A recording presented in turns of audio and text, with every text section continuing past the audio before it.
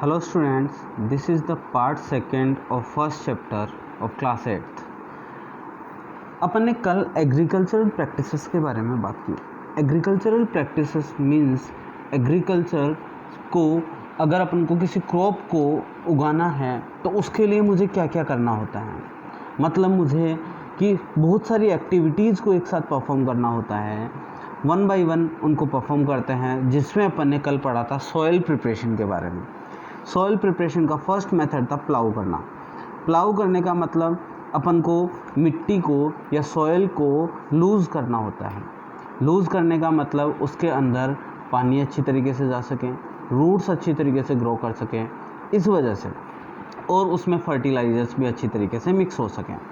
उसके बाद में सेकेंड थिंग आती है लेवलिंग। लेवलिंग मतलब लेवल करना, means sometimes big lumps of soil remains on the field. Big lumps का मतलब मिट्टी के बहुत बड़े बड़े टुकड़े जो हैं वो फील्ड में रह जाते हैं, इवन आफ्टर फ्लाइंग, प्लाउ होने के बाद भी। तो फार्मर्स यूज वुडन और iron plank called leveller to crush big lumps of soil and this process is called levelling. तो फार्मर्स क्या करते हैं, कुछ प्लैंक्स जो होते हैं, पट्टे जो होते हैं वुडन के या आयरन के, जिनको लेवलर बोला जाता है, उनको उस मिट्टी के ऊपर चलाते हैं, जिससे कि जो बिग लम्प्स हैं या जो बड़े टुकड़े हैं मिट्टी के वो क्रश हो जाएं, मतलब ख़त्म हो जाएं और लेवल हो जाए सॉइल।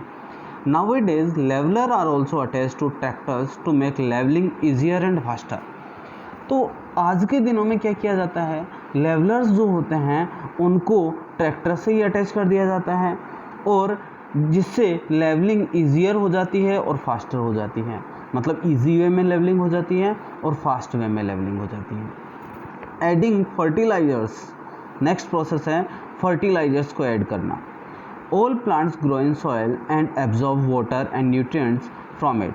मतलब वो जो सारे प्लांट्स जो हैं वो क्या करते हैं, सॉइल में ही ग्रो करते हैं, और वो वाटर और न्यूट्रिशंस जो लेते हैं वो कहाँ से लेते हैं, सॉइल से ही लेते हैं।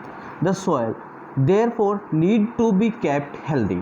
तो अपने को सॉइल को जो है वो हेल्दी रखना पड़ता है।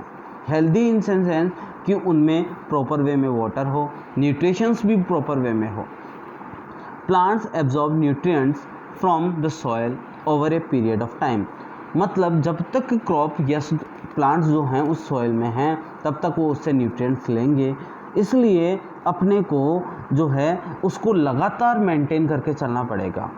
तो होता क्या है कि कुछ टाइम के बाद में जब वो न्यूट्रिएंट्स उससे ले लिए जाते हैं, so the level of nutrients decreases. तो सॉइल के न्यूट्रिशन पावर जो होती है वो डिक्रीज हो जाती है। मतलब उससे वो उसने एब्जॉर्ब कर लिया तो सॉइल के अंदर कम हो गई।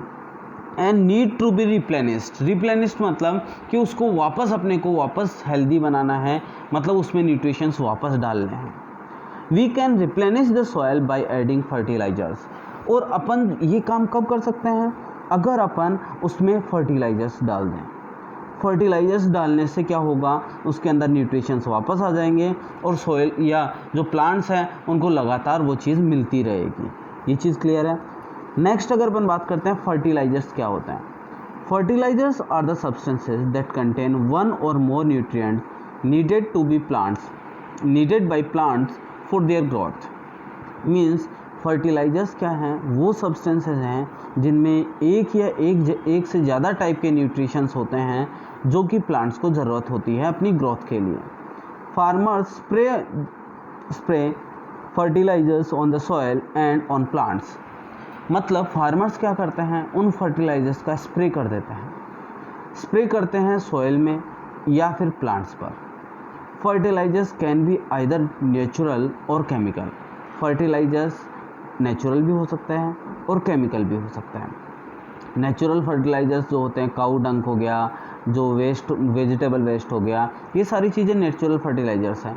और केमिकल फर्टिलाइजर्स कौन से हो सकते हैं, जैसे यूरिया हो गया, पोटास हो गया, अमोनियम सल्फेट हो गया, ये सारे के सारे केमिकल हैं।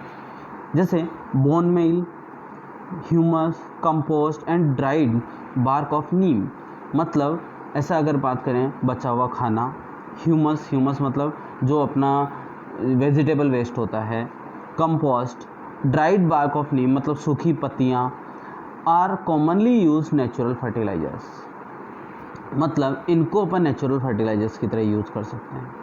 NPK, urea, potash and ammonium sulphate are commonly used chemical fertilisers. जैसे NPK, urea, potash, ammonium sulphate, ये सारी चीज़ें जो हैं वो केमिकल फर्टिलाइजर्स हैं। Many organisms like bacteria and worms help in decay of dead plants and animals in the soil, मतलब बहुत सारे टाइप के ऑर्गेनिजम्स होते हैं जो कि बैक्टीरिया या वर्म्स की फॉर्म में हो सकते हैं, जो क्या करते हैं ज़मीन के अंदर दबे हुए डेड प्लांट्स और एनिमल्स को डिकम्पोज करके और सॉइल की फर्टिलिटी बढ़ा देते हैं। This process leads to the formation of a substance called humus. Humus को बना देते हैं। ह्यूमस बनाने का मतलब फर्टिलिटी बढ़ाने वाला एक सब्सटेंस जनरेट कर देते हैं। जनरली तुम लोग ये चीज़ देखोगे, वेजिटेबल वेस्ट को अगर अपन डाल दें ज़मीन के अंदर, कुछ दिनों में वो ख़त्म हो जाता है, मतलब वो डिकम्पोज हो गया। डिकम्पोज होने का मतलब वो ख़त्म हो गया और सॉइल में मिल गया, जिसने उस सॉइल की क्या बता दी, फर्टिलिटी को बढ़ा दिया। You have studied in class 6 that red worms क्या है, एक टाइप का अर्थवर्म है, मतलब एक टाइप का कीड़ा है जो ज़मीन में रहता है। Break down the organic waste. Organic waste क्या होता है, such as vegetable peels, waste food and leaves. ये सारी की सारी चीज़ें जो हैं वो किस में आती हैं, ऑर्गेनिक वेस्ट में आती हैं। Into nutrient rich manure which increases the soil fertility, मतलब वो क्या कर देते हैं कि वहाँ पे जो है न्यूट्रिशंस बहुत ज़्यादा होता है इनमें, वो मैन्यूर, और ये क्या कर देता है कि ज़मीन की फर्टिलिटी को बढ़ाता है। ये सारी चीज़ें डिकम्पोज होकर क्या कर देते हैं, ज़मीन की फर्टिलिटी को बढ़ा देते हैं। This is called vermi composting, इसको बोलते हैं वर्मी कंपोस्टिंग, ठीक है। नेक्स्ट प्रोसेस आता है, अब नेक्स्ट प्रोसेस आ गया selection and showing of seeds. Selection and showing of seeds का मतलब सबसे पहले सीड्स को सेलेक्ट करना और उसको शो करना, मतलब उसको बोना, ये दोनों चीज़ें हैं। Once the soil is well prepared, मतलब पहले एक बार में अगर सॉइल अच्छी तरीके से प्रिपेयर हो गई है, we need to select healthy seeds that are of good quality. मुझे ऐसे सीड्स को सेलेक्ट करना पड़ेगा जो हेल्दी हों या अच्छी क्वालिटी के हों। Once the farmer selects the seeds they need to be sown well. एक बार फार्मर्स को अगर सीड सिलेक्शन हो गया तो फिर उनको क्या करना पड़ता है, उनको बोना पड़ता है। Showing means the practice of placing the seeds in the soil. Showing का मतलब क्या होता है कि सीड्स को ज़मीन के अंदर प्लेस करना, मतलब बोना जो होता है उसी को अपन क्या बोल सकते हैं, शोइंग बोल सकते हैं। We must ensure that seeds are sown at a proper distance from one another, मतलब पहली चीज़ क्या होनी चाहिए शॉन में कि सारे के सारे जो सीड्स हैं वो एक प्रॉपर डिस्टेंस के, एक दूसरे से एक प्रॉपर डिस्टेंस पे शो किए जाएं। And at right depth. Right depth का मतलब neither too deep neither too shallow, मतलब ना तो वो ज़्यादा ज़मीन के अंदर होने चाहिए ना ज़मीन के बिल्कुल ऊपर होने चाहिए, क्योंकि अगर ज़्यादा नीचे चले जाएंगे तो उनकी ग्रोथ नहीं हो पाएगी, क्योंकि उनको प्रॉपर एयर नहीं मिल पाएगी। और अगर वो बहुत ज़्यादा ऊपर होंगे तो उस केस में उनको कोई भी बर्ड्स वगैरह खा सकते हैं, इसलिए वो चीज़ जो है वो ज़्यादा सही नहीं रहेगी। Sowing of seeds is done either manually और by directly sprinkling the seeds into the soil. पहली चीज़, शोइंग ऑफ सीड्स कैसे हो सकता है, पहले या तो मैनुअली हो सकता है। मैनुअली करने का मतलब कोई आदमी अपने हाथ में लेके उसको स्प्रिंकल कर दे, स्प्रिंकल करने मतलब फेंक दे इधर उधर। और by using a seed drill attach to a tractor. और दूसरा तरीका क्या हो सकता है, सीड ड्रिल से अटैच करके, ट्रैक्टर से अटैच करके अपन के काम कर सकते हैं। तो ट्रैक्टर से अटैच करके करने का मतलब क्या है कि सीड ड्रिल जो है वो क्या करेगी, उनको एक प्रॉपर डेप्थ पे डालेगी। Seed sown manually get unevenly distributed. जैसे अगर अपन हाथ से बीजों को फेंकते हैं, सीड्स को फेंकते हैं, तो वो अनइवनली डिस्ट्रीब्यूट हो जाते हैं। अनइवनली डिस्ट्रीब्यूट होने का मतलब कहीं पर ज़्यादा आ गए, कहीं पर कम आ गए, प्रॉपर डेप्थ नहीं मिल पाई क्योंकि अपन ऊपर ही फेंक सकते हैं। और ये भी हो सकता है कि उनको बर्ड्स खा जाएं। Thus, a seed drill is used to sow seeds evenly and at a correct depth in the soil. मतलब अपने को एक सीड ड्रिल की ज़रूरत होगी एक इवनली डिस्ट्रीब्यूट करने के लिए और करेक्ट डेप्थ पे उनको डालने के लिए। Let's see how we can separate healthy seeds from unhealthy once.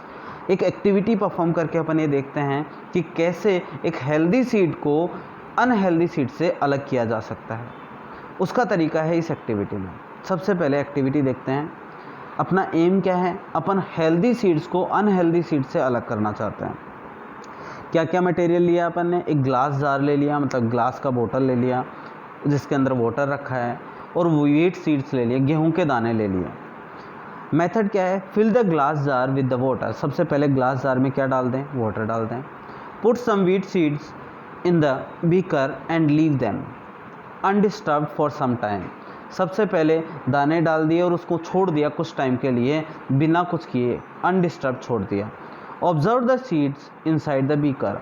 अपन ने ऑब्जर्व किया थोड़ी देर बाद में, do all the seeds float, क्या सारे के सारे सीड्स फ्लोट कर रहे हैं, नहीं कर रहे हैं। Do some seeds settle down, कुछ सेटल डाउन कर गए, यस कुछ सेटल डाउन कर गए। Why do you think some seeds settle down और सम फ्लोट, ऐसा क्यों हुआ, इसके बारे में अपन को सोचना है।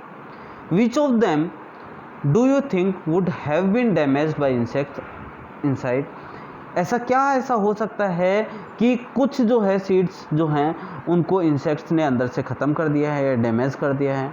Which of the two would you choose for show, दोनों में से कौन सा अपन को बोने के लिए यूज़ करना है। सबसे पहले अगर अपन देखें जो ऑब्जर्वेशन किया, some seeds settle down at the bottom of the beaker, कुछ सेटल डाउन हो गए, while some float on the surface of the beaker, कुछ फ्लोट कर रहे हैं।